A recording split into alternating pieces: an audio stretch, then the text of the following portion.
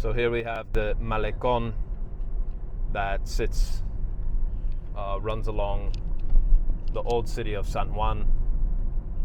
The capital is up ahead here, and this is just a lovely, lovely part of the city.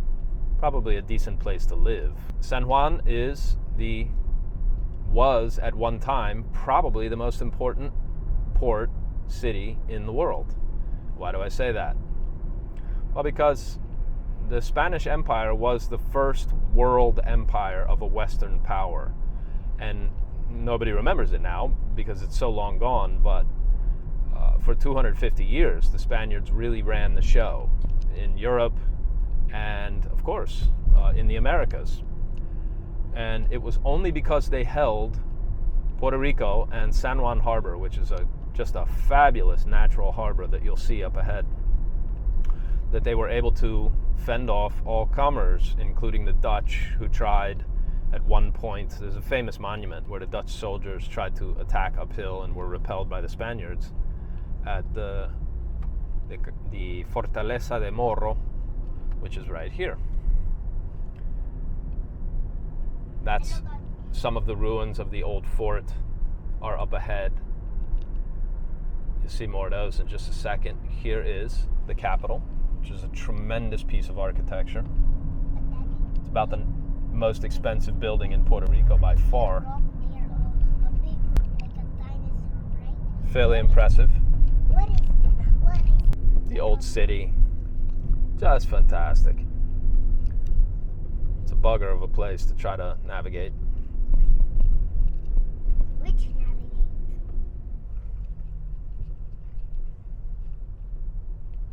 Dun, dun, dun, dun.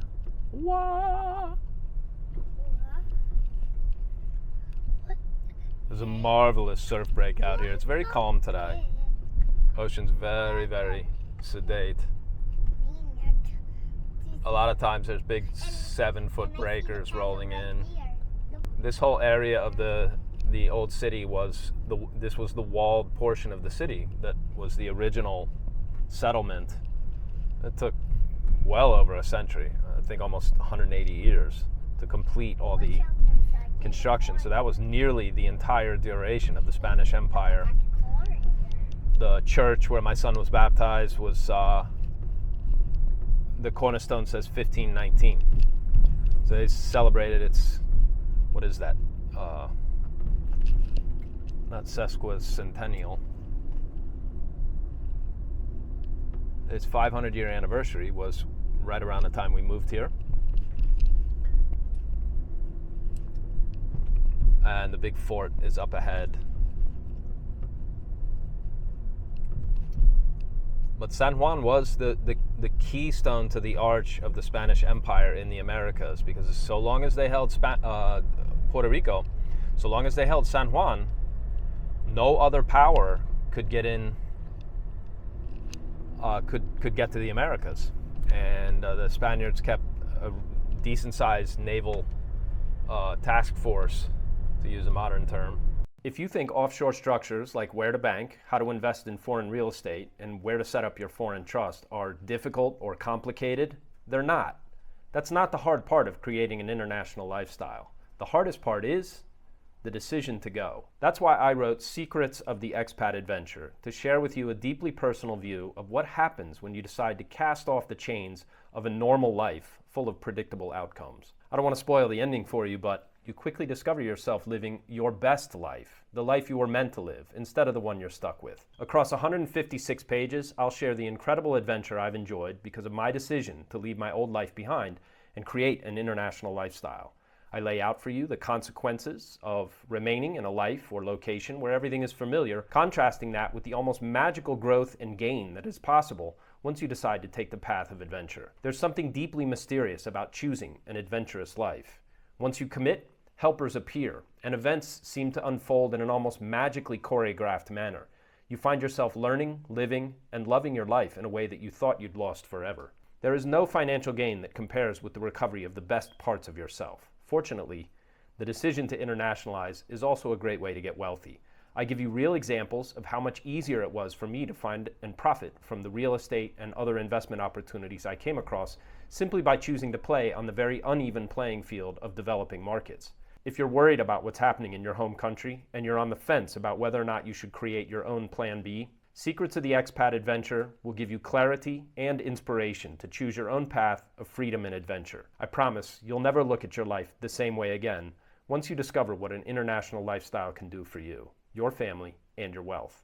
To get your copy, click the link below this video. And there's the castle. This is the main fort at the mouth of the harbor. Just tremendous. There's a whole lot of prime real estate here in Old Town. San Juan Viejo. Today they got their farmers market set up. It's very pleasant on the weekends. But you can see the whole grassy area there. Just enormous, enormous park with the fort in the distance. I don't think it's open for tours. Maybe you can walk around parts of it. There's a walking path that they added down below, which we will take a stroll on.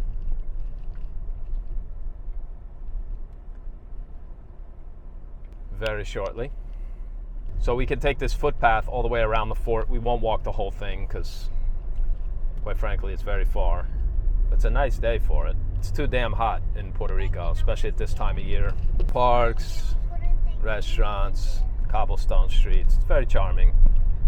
They've cleaned the place up a lot, but the big, quite literally, dark cloud that hangs over Puerto Rico always is you're going to get hit by just grotesque storms that destroy bloody everything. Every 5, 10, 15, 20 years you're going to have a big one. And so these people are always operating with very little capital to repair the island. After the last one was 2017, Hurricane Maria just obliterated everything on the island. It was like a bomb was dropped on the island. And when we arrived in 2021, it was absolutely the case that people were still digging out and trying to repair roofs and houses that were damaged, and agriculture basically fled the island. Anybody with a small farm, small agricultural production just plummeted after 2017 because times are tough in Puerto Rico as a rule. And if everything gets destroyed and you don't have capital to rebuild, you start over elsewhere. And that's what a lot of the local farmers did. There's a ton of agricultural land on the island. Most of the island is uninhabited, and it's not small. GDP in Puerto Rico is roughly $110 billion. So this is not a small operation. Obviously, the place would really flourish if the U.S. would take its boot off the throat of the Puerto Ricans. But it's obviously, for like every Latin American place, the corruption is just breathtaking. And the amount of money that comes from the U.S. to Puerto Rico to keep the game going is not small. It runs in the 10 to 20 billion. Not sure what the exact figure is. The last time I spoke to an attorney who follows such things, he told me roughly $12 billion gets sucked out of the U.S. and comes to Puerto Rico. So the place has a decent size economy at $100 billion, but it's still a net drag on the U.S. empire, which of course makes no sense. So don't overthink that one. It's not supposed to make sense. The U.S., having never really gotten the hang of empire, is apparently in the business of paying its conquered territories to remain. And so just a lovely, lovely city. One of the best walking cities, really, anywhere. On par with San Miguel Allende, Querétaro in Mexico, portions of. This is nothing like Mexico City, but it has that port district flavor where history and commerce, and now obviously tourism and restaurants and food and music, just incredible good times down here. We've had such a good time running around San Juan. I don't come down here that often. They have a monster festival here. It's like Fiesta de San Sebastián. San Sebastián is like the patron saint of like debauchery and hedonism, as far as I can tell. And I forget exactly when it is. I want to say April. It's akin to Carnival or Mardi Gras in New Orleans. They shut down everything, the entire old city. there's no traffic. They close off all the roads to cars, and it's just music and festivals and wild times. I doubt there's nudity. I suspect that they have a little more class here, but I could be wrong. I'm told it's a raucous good time. We have not made it down for that festival, but we should. Still more renovations going on down here. There's whole buildings that are yet to be updated and properly fixed. This is the waterfront where the monster cruise ships come in. This is the cruise terminal. I don't see any cruise ships today, but it's possible they're a little further down, so we'll check. Here's some of the old ruins. And this promenade starts more or less down here at the end of this very pleasant tree-lined street where all the vendors set up. And there's a fabulous fountain. It's very famous. It's a kind of postcard icon style fountain with statues and sculpture depicting essentially the Spanish conquest of nature, of the indigenous people of the island. War is a brutal business. And so, here we go, we'll get a glimpse of it. And then if you get to the end of this street and take a right, you can take that walk in the sun, which we will not do today. It's plenty hot. And they have the fountain on too. Can't see it through the trees, but it's through there. So we'll take a stroll at least and see a portion of that. Mavericks Project is a private community focused on powerful connections, trusted information, and time-tested solutions to create and preserve wealth during our epoch of extreme change.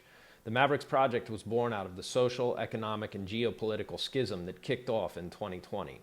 A small band of contrarian misfits spent the lockdown years observing problems, analyzing the implications, and plotting solutions.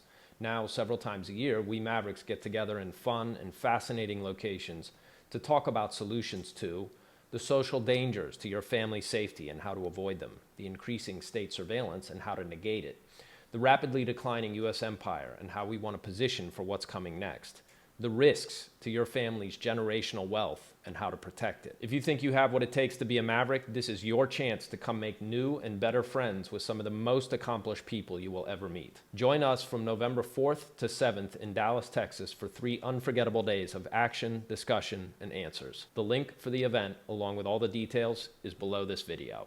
You have to enjoy San Juan on some level because it's just such a historic place. And I would make the argument that from 1492 onward, this port, the port of San Juan, the city of San Juan, the island of Puerto Rico, was the most important holding in all of the Spanish Empire. And in fact, I would say that this city is the most important city, or was the most important city, during the entire reign of Spain's global dominance, for the very simple fact that it was San Juan Harbor that allowed the Spanish to loot the Americas for 2 centuries plus. Without San Juan, they would have had no control over the Americas. It was San Juan Harbor where the Spanish kept their naval task force that repelled other European invaders.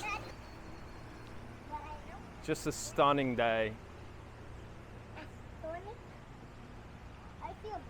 And so this is the entrance to the harbor, and the fort is on the extreme peninsula on the point, cannon pointed outward.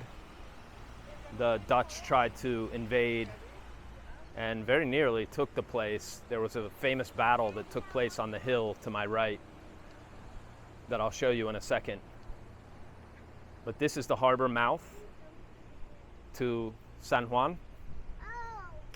And the reason this city was so valuable is that had the Spaniards not had this as an outpost where they could fend off European competition, the Americas, the history of the Americas would have been very different. It was San Juan and the island of Puerto Rico that allowed the Spaniards such domination over the Americas. As long as Spain held the port of San Juan, nobody else could come and compete in the Americas.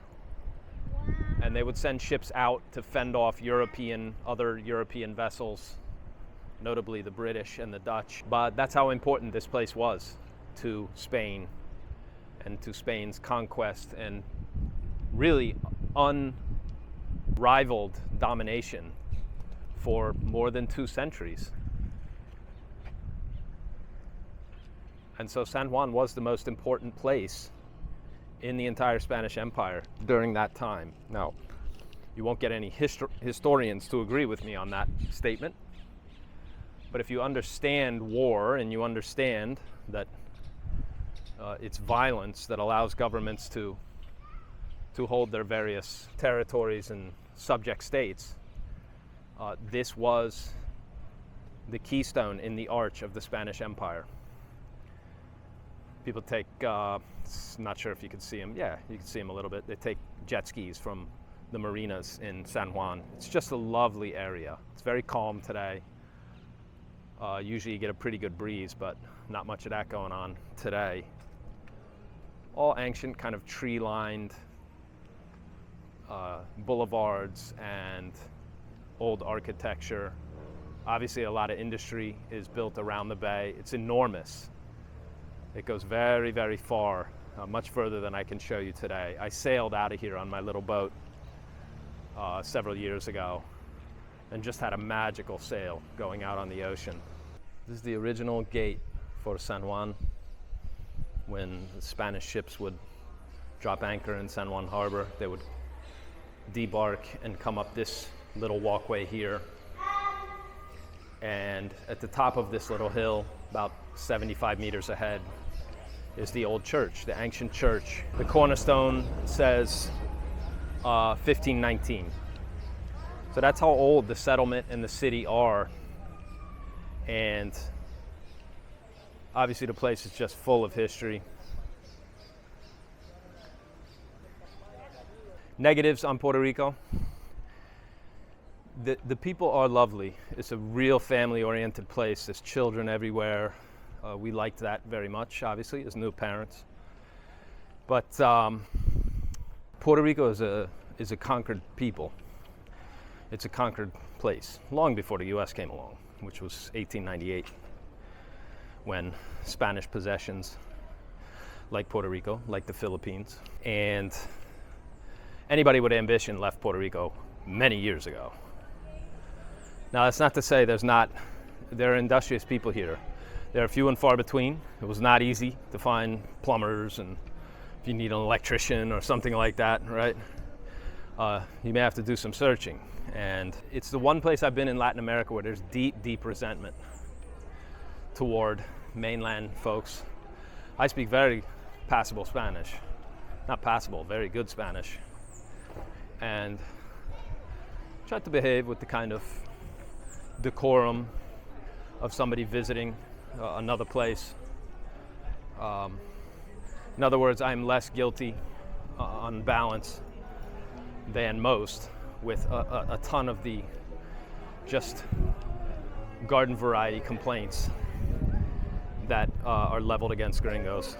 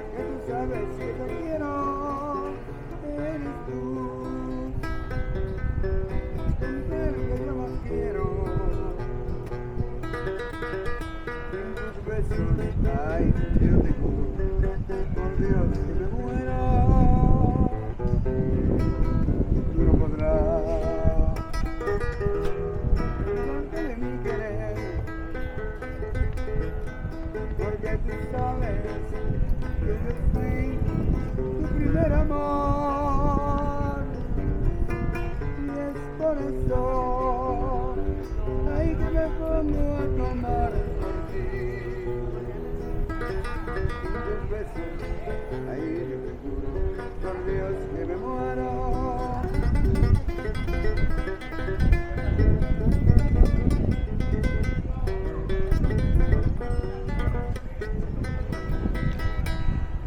All kinds of good eateries, the best actually. The food is fantastic.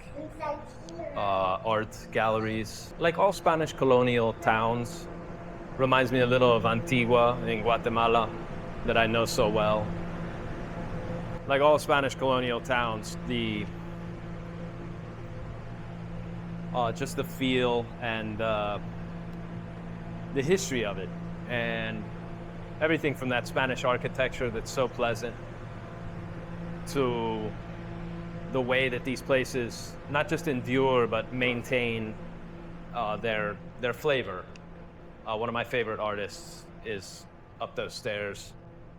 Bought a bunch of stuff from him. Marvelous. Delightful. My favorite, this is the best cigar house and tobacco place. Well, the best cigar joint, Casa Montecristo, in case you find yourself in San Juan. Jewelry shops. Knickknacks and kakachkas in every form for tourists. The artwork is super beautiful. It's all very, very colorful. That whole Caribbean flavor mixed into the Spanish history.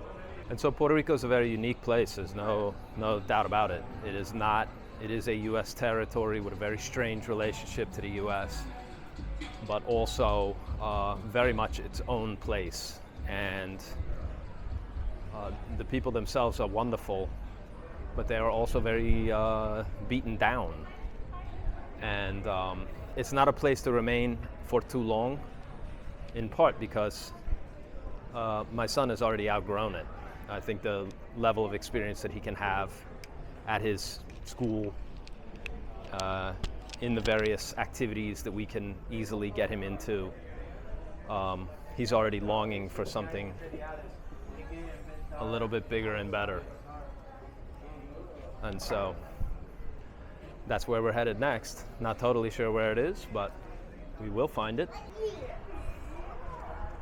There's just so much to do on the island. The surfing is pretty world class. I know they have big competitions here for major league surfers. Mostly that's out in Rincon, but there's other breaks along the north shore, the north coast. More great restaurants I haven't visited. The point of the video in part is don't believe what people tell you. Puerto Rico is fantastic. I absolutely love the place. And I got a bit of a tear in my eye now that we have to leave, because I've had such an incredible 4 years here.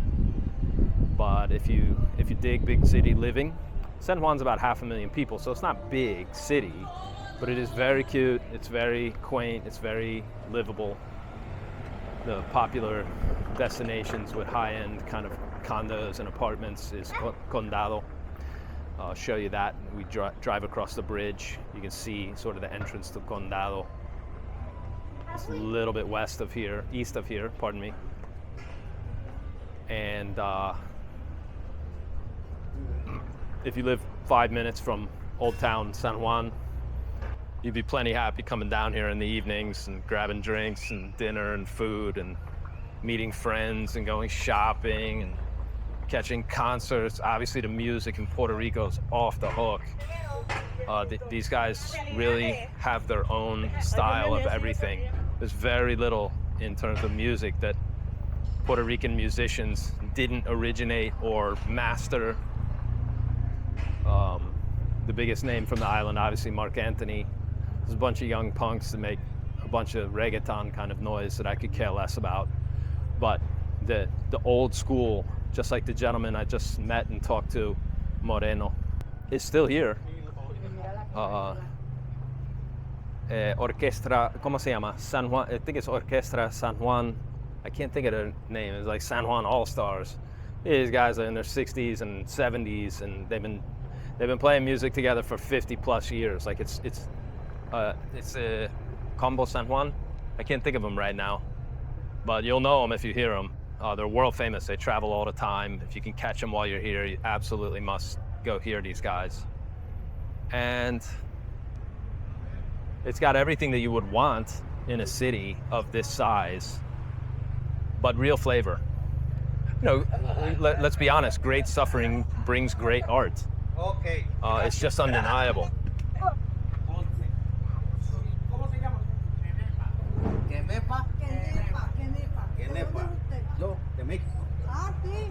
Great suffering produces great art, and especially great music. And so, God bless the Puerto Ricans, man. This place has just been epic. Just a wonderful chapter of our lives coming to a close.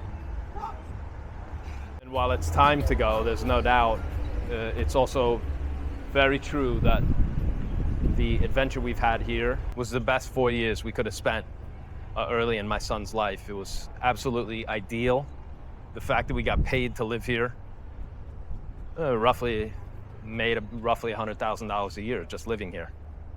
Nothing else, just by planting our flag in Puerto Rico. Made good money on the house. The real estate bubble that's bound to burst at some point is still going strong, at least in our part of the island. The northeast corner of the island is, in my opinion, the very best place to settle. That's because it's the best beach and it's the closest to the airport that you can get for that kind of just excellent Caribbean beach living. I'm not even a beach guy, but hola, buena. I'm not even a beach guy, to be honest. I could care less about the beach, or at least before I got here, I couldn't have cared less about beaches. Just don't have that much use for sitting in sand and sun and all the rest. But my God, I don't know that there are better beaches anywhere in the world. Certainly if there are, you're splitting hairs. And so the northeast corner, Luquillo, the little town where we live, is, in my opinion, the very best spot because it took us 30 minutes to get here, and a little over 30 minutes because we got to get all the way into town and the traffic picks up. But just stunning. Stunning, great, beautiful living, wonderful people, food, music, art, culture to the max. And beyond that, if you're a US passport holder, you save just tons and tons of money every year by being on the island for 6 months a year. And we spend the rest of the time traveling. And so a great deal for US people. Here we have the cruise terminal. This is where the big cruise ships put in. There's none here today.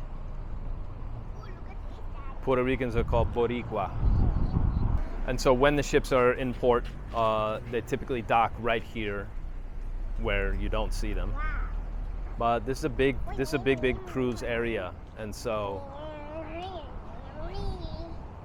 my wife and I worked on cruise ships, me for 3 years, she for 10 plus.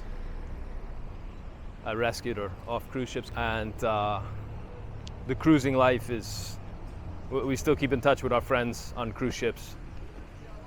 It's a fantastic way for young people to make a ton of money. You don't have time to spend it, so you end up saving all your money and you can get a leg up. A lot of crew, a lot of the folks we worked with are Philippine, Eastern European. The cruise lines are not stupid. They recruit from places in the world where people still know how to work really, really hard. Goes without saying, there's not a lot of Americans on the ship. No offense to my countrymen. Just comes with liabilities. And so I was one of the very, very few US passport holders working on board. And I suspect that number will decrease.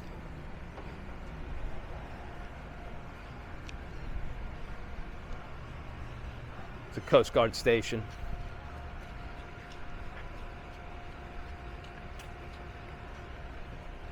It's a massive, massive port. There's the cranes are on the other side of the harbor.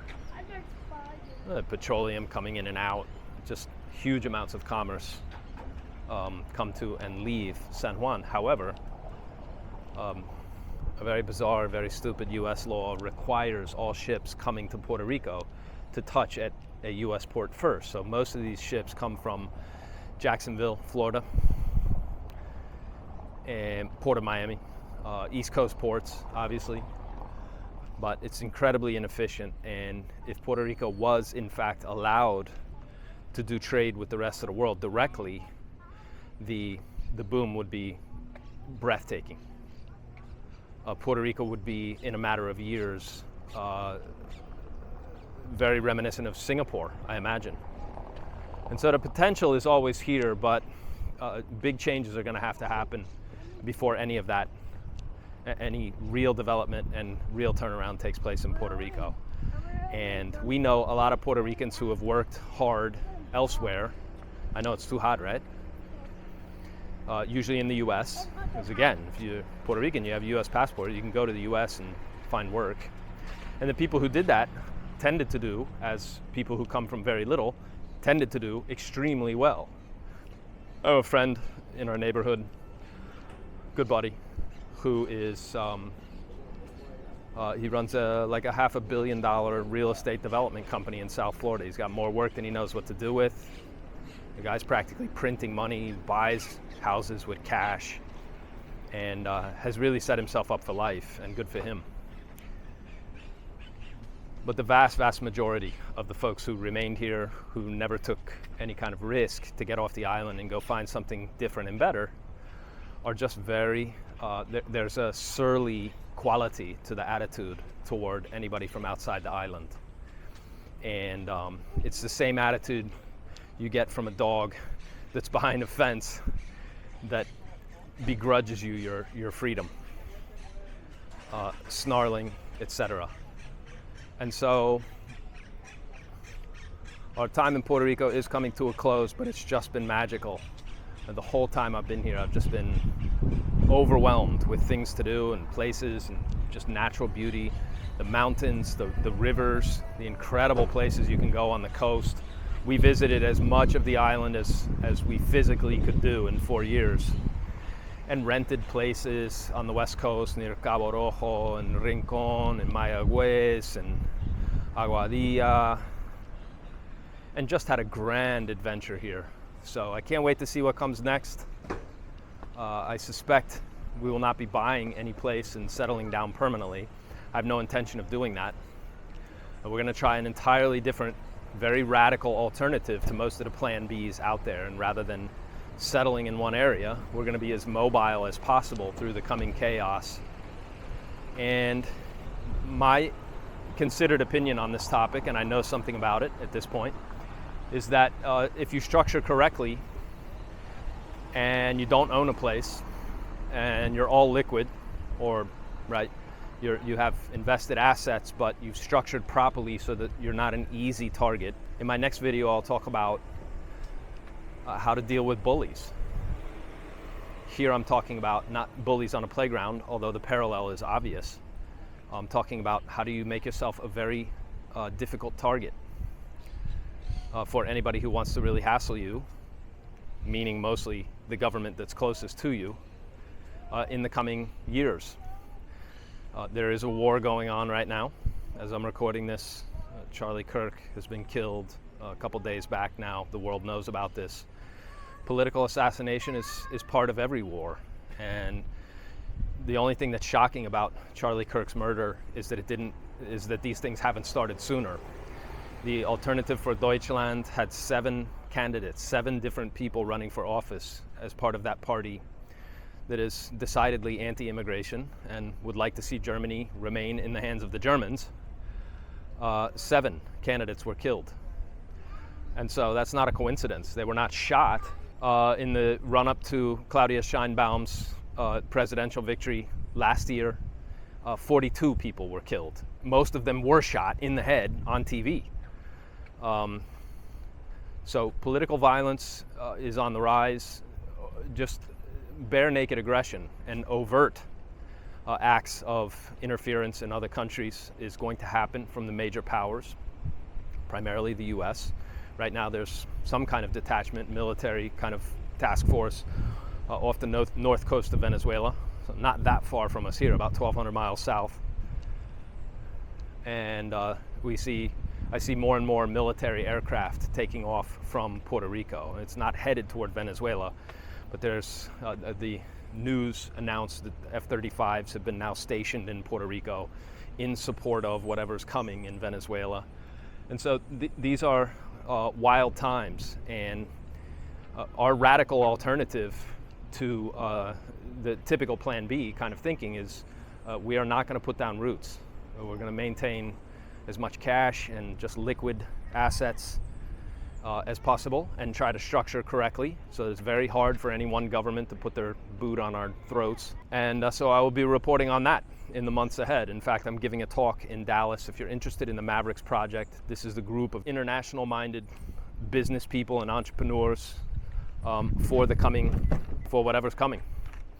So you can find a link to that if you'd like to join us in Dallas. I believe there's still spots, so check it out. And if you're interested in the kind of structuring that we do here, please get in touch with us. I have a whole team behind me, US-based firm that helps you get and stay legal and put as much distance legally and geographically between yourself and your biggest threat, which is your home government. That's enough out of me. Thanks very much for watching. If this video is valuable, please send it to somebody that you know and care about. These are wild times. If you're going to be in the game, you don't really have a choice. You're going to have to make decisions about what's taking place. And that's what we try to do here, is to give you the best information possible so that you're making good decisions. I'll be back with more great stuff. Thanks again, and remember, your freedom begins the moment you realize nobody's coming to save you.